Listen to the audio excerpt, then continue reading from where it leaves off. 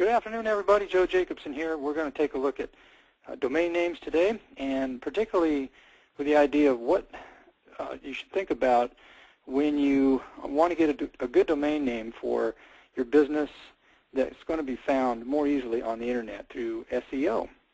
Okay, if you're new to the business, SEO stands for Search Engine Optimization.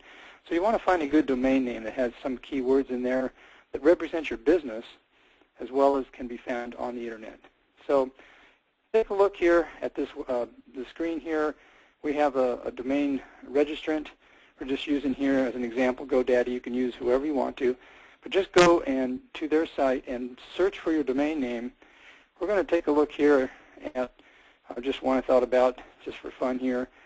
Health food child.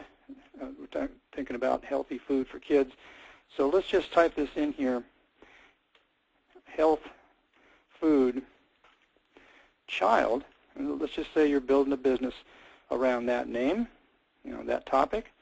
Okay, health food child, you wonder if that's available as a domain name, .com, and hit the search button. And let's see what comes back. Okay, whoops, it comes back and says health food child is already taken. Okay, so you have to go back to the drawing board. Let's say, here's just a couple of tips for you, as options and how can you get around this. Let's just say you think about this. How about you really want that name? Maybe you've even registered it as a business, but hopefully you've done your research first. And so you come up here with, how about if you put some dashes in between health food child, CHILD.com, and let's just see if that is available. Okay, it comes back. Lo and behold, it is available. And this is okay, by the way, to have the dashes in there. It's still, each of these keywords is going to be found in your URL address. That's your domain name address by the search engine. So health food child is good. It is available. But now, hold the fort here. You might want to think about this a little bit more, because remember the other one, health food child without the dashes, was not available. That means that somebody had that. So what you want to do probably is think about it a little bit more, and I have this page up here that I already had looked it up. I typed this in, at your browser, any browser, health food child, just to see who has it. Turns out it looks like it's parked right here at GoDaddy. Someone else has bought this domain name already, health food child, and so on the one hand, it looks okay possibly from your perspective because somebody simply parked it, and you don't know if maybe they'll never even build a website around it. Maybe they will. So it's a little bit dicey. So you need to do a little bit more research if you really want that name.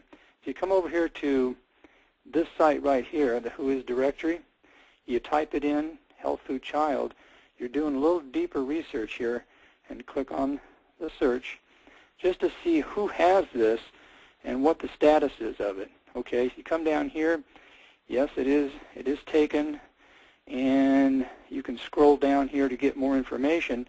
Yep, it shows GoDaddy was the registrar, and here, snooping a little bit deeper, you get creation date was August 21st in 2008, and it expires in 2010. So they bought it for 2 years.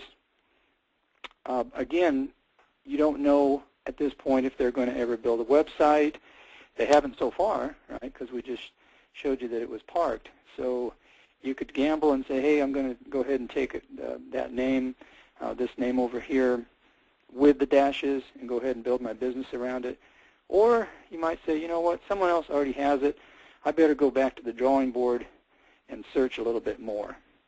Okay, so you go back to GoDaddy, and let me hit the back button here. Okay, you think, well, if that's not available, let me see what else I can come up with. You just have to do a lot of brainstorming and dreaming up some good names. You want some names, by the way, that are simple, that are kind of short, simple to type, and easy to remember, and you probably don't want any numbers. Like, for instance, let's say you had a name health for kids or something like that with the number 4 or the word 4 in it. that you could also put in as the number 4. You don't want to confuse people by having a numeral in your URL. That's just probably good to avoid that.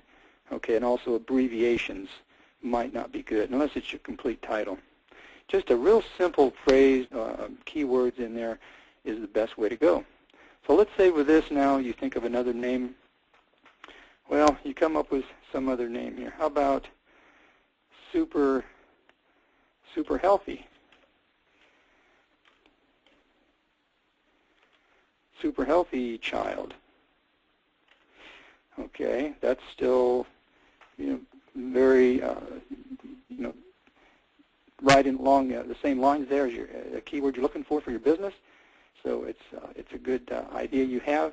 You check with that, hit the search button, and see if that one's available. Okay, it comes up available. See, you're still conveying the same idea as your other health food child, super healthy child. So you're just starting to build your website, or you haven't started yet. So this might work for you.